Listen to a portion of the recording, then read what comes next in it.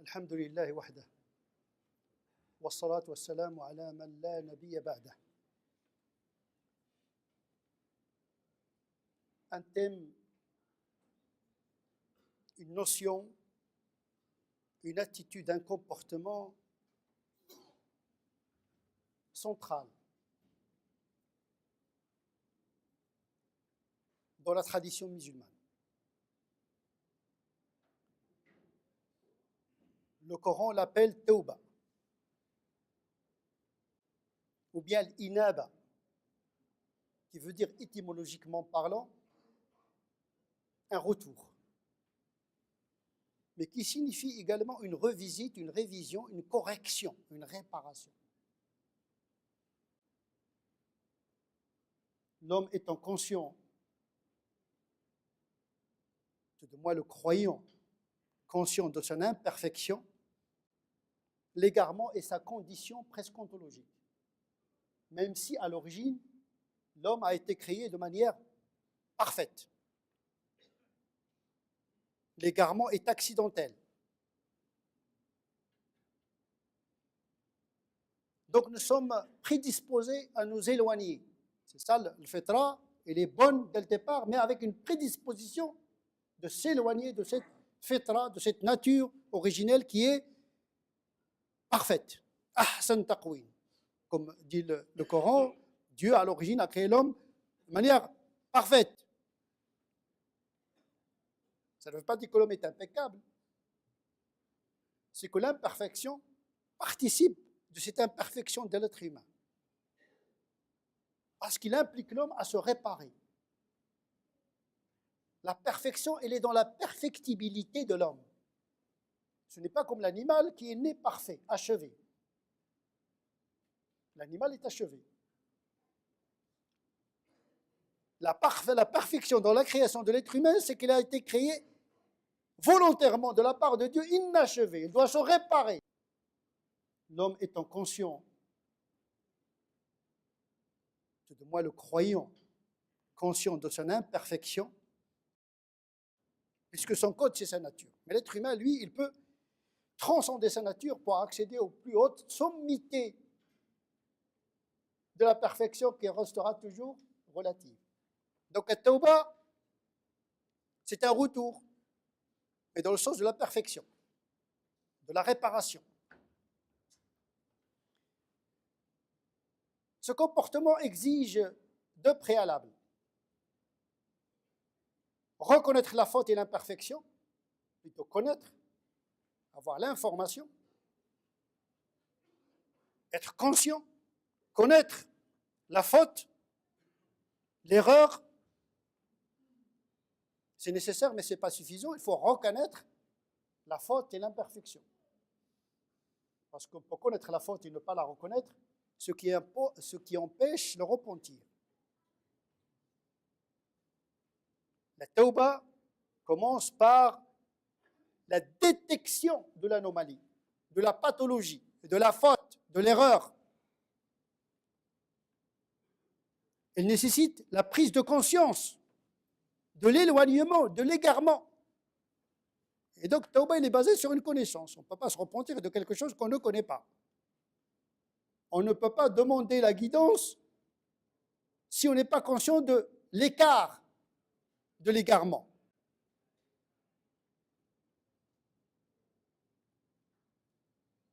Il y a des gens qui font des fautes et des erreurs et des péchés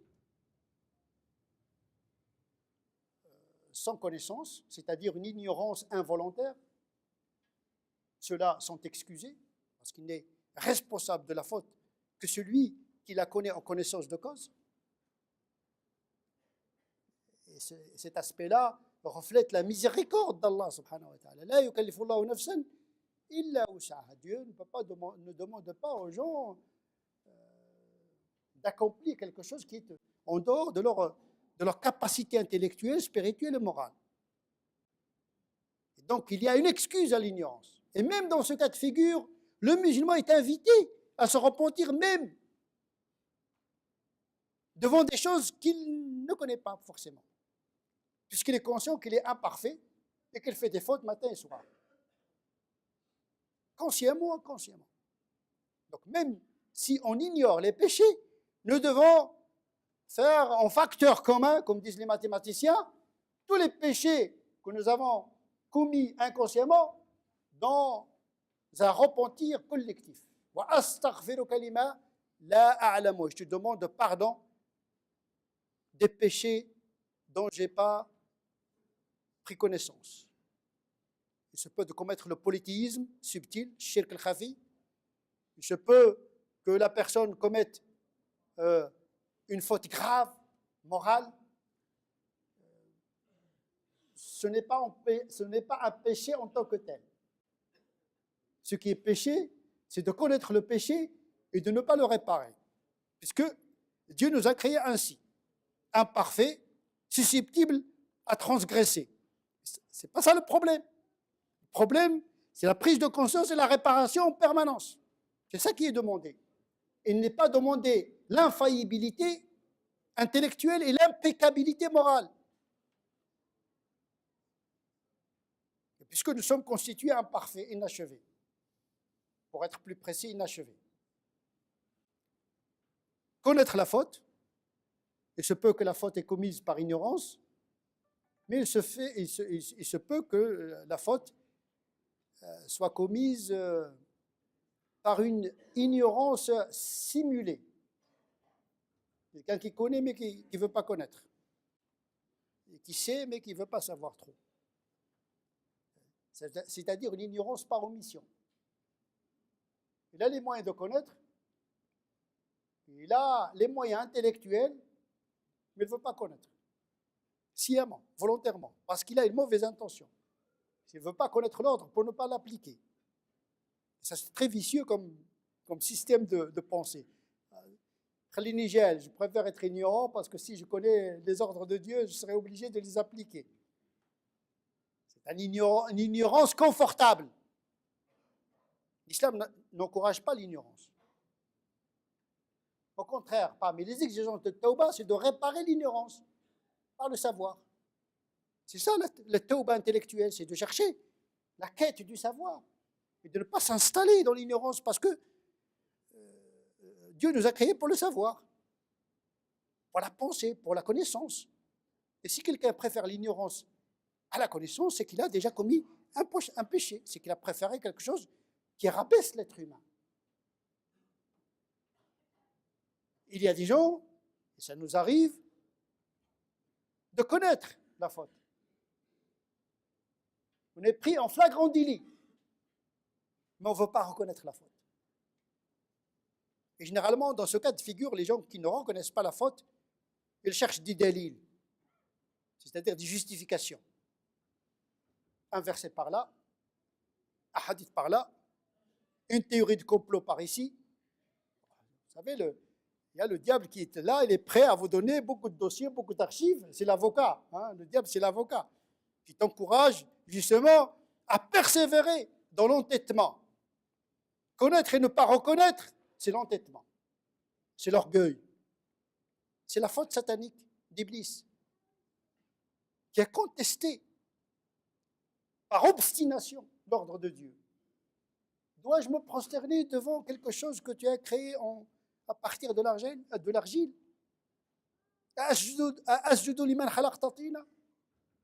Moi, je suis créé du feu, lui de l'argile. Et on commence à chercher des argumentations contre Dieu lui-même pour justifier la non-reconnaissance de sa faute. Nous avons tous une part de Iblis en nous. Vous savez, une anecdote qui dit que deux personnes se sont disputées pour savoir qui est sur la branche d'un arbre. De loin, il y a un animal noir. L'un dit, celui-là c'est un corbeau, l'autre dit non, c'est une chèvre. Le corbeau s'est envolé, l'autre dit même si c'est envolé, c'est une chèvre. Même si c'est envolé, c'est une chèvre. C'est l'entêtement qui empêche le repentir, la reconnaissance de l'erreur. Ça ne permet pas à l'individu de progresser intellectuellement, moralement, spirituellement. Il est dans l'intérêt intellectuelle, spirituelle, morale de l'individu de reconnaître pour pouvoir se réparer et marcher vers Dieu, parce que le but c'est de marcher vers la vérité, et Dieu c'est la vérité avec grand V. Donc la vérité là où il est, c'est Dieu là. Là où il y a la vérité, c'est là où il y a Dieu. Et là où il y a la faute et l'éloignement, c'est là où il y a le shaitan. C'est pourquoi on a besoin toujours de nous rectifier notre orientation. Ihdina as-sirata al-mustaqim. Nous demandons toujours à Allah subhanahu wa ta'ala de nous mettre sur le droit chemin. On sort de temps en temps du droit chemin, on ne perd pas l'orientation, c'est déjà pas mal, le qibla on la maintient, mais parfois on s'égare à droite à gauche, il faut rétablir l'ordre de la marche vers Dieu. C'est ça, le tawbah, une réparation permanente de la marche vers Dieu. Corriger les petits égarements et les grands égarements, mais corriger également le rythme de la marche. Passer de la première vitesse, deuxième vitesse, troisième vitesse, c'est ça le tawbah. Passer d'une vitesse à une autre, d'un état à un autre, d'une situation à une autre, meilleure. Et donc, tawbah, c'est quelque chose qui doit être une posture éthique, morale, spirituelle du musulman. Et lorsque les musulmans ont délaissé ce concept, ils se sont installés dans un confort d'ignorance et d'immoralité. Ils ont plongé dans la justification.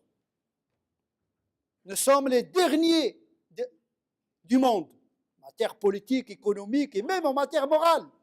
La corruption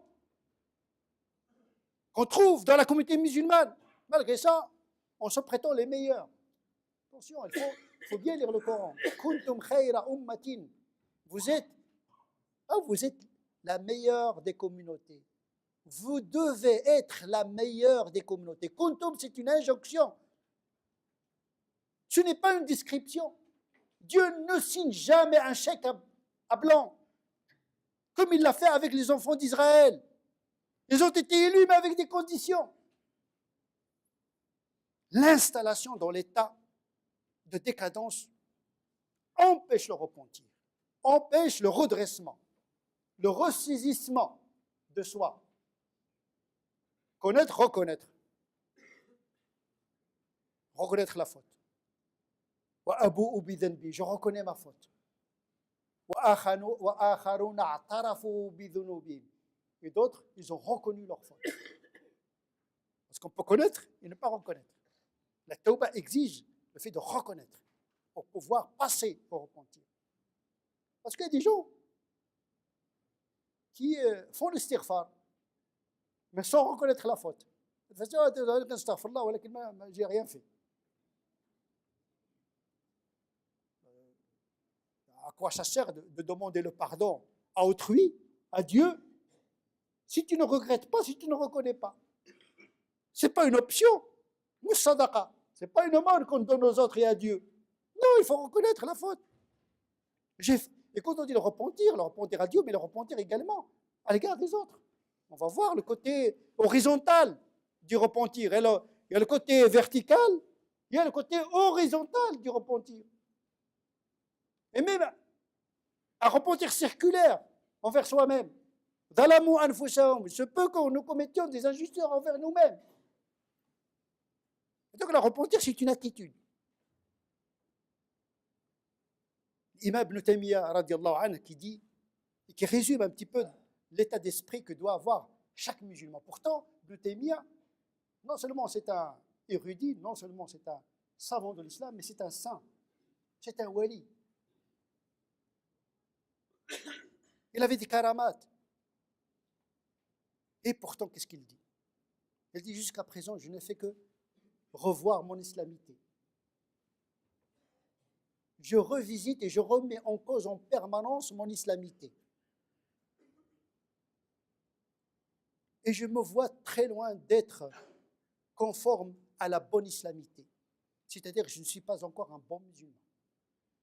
Vous vous rendez compte? Le grand savant de l'islam, un grand saint, justement, c'est ça qui fait la grandeur d'un croyant, c'est le conscient que rien n'est jamais totalement dans la vie d'un croyant ni fini. On a besoin de cette culture dans l'éducation de nos enfants. Il faut apprendre à nos enfants à reconnaître pour réparer et donner l'exemple à nos enfants.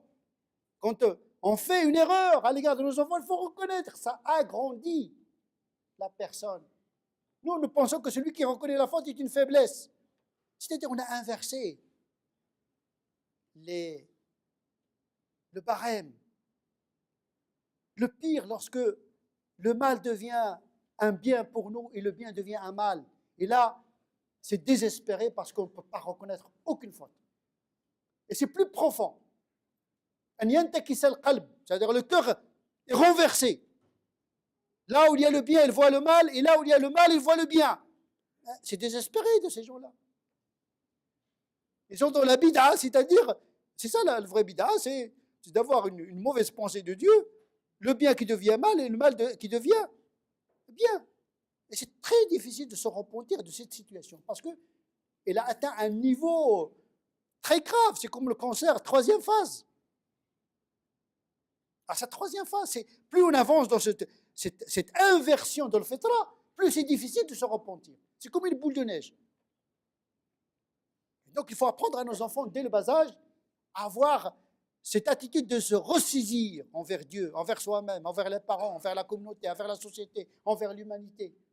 C'est doit être au centre de notre éducation à nos enfants. نسأل الله عز وجل أن نجعلنا من الذين يستمعون القول فيتبعون أحسنه أولئك الذين هداهم الله وأولئك هم أولو الألباب اللهم اهدنا فيمن هديت وعافنا فيمن عافيت وتولنا فيمن توليت وبارك لنا فيما أعطيت وقنا واصرف عنا شر ما قضيت فإنك تقضي ولا يقضى عليك إنه لا يذل من وليت ولا يعز من عاديت تباركت ربنا وتعاليت اللهم لا تدع لنا في هذه الساعة الكريمة ذنبا إلا غفرته ولا هما إلا فرجته ولا كربا إلا نفسته ولا تائبا إلا قبلته ولا مظلوما إلا نصرته ولا عزبا يريد الإحصان إلا حصنته ولا حاجة من حوائج الدنيا لك فيها رضا ولنا فيها صلاح إلا سرتها اللهم من أراد بهذه البلاد وبالمسلمين خيرا فوفقه لكل خير ومن أراد بهذه البلاد وبالمسلمين شرا فاكفنا شره بما شئت وكيف شئت اللهم صل على سيدنا محمد وعلى آل سيدنا محمد كما صليت على سيدنا إبراهيم وعلى آل سيدنا إبراهيم وبارك على سيدنا محمد وعلى آل سيدنا محمد كما باركت على سيدنا إبراهيم وعلى آل سيدنا إبراهيم في العالمين إنك حميد مجيد سبحان ربك رب العزة عما يصفون وسلام على المرسلين والحمد لله رب العالمين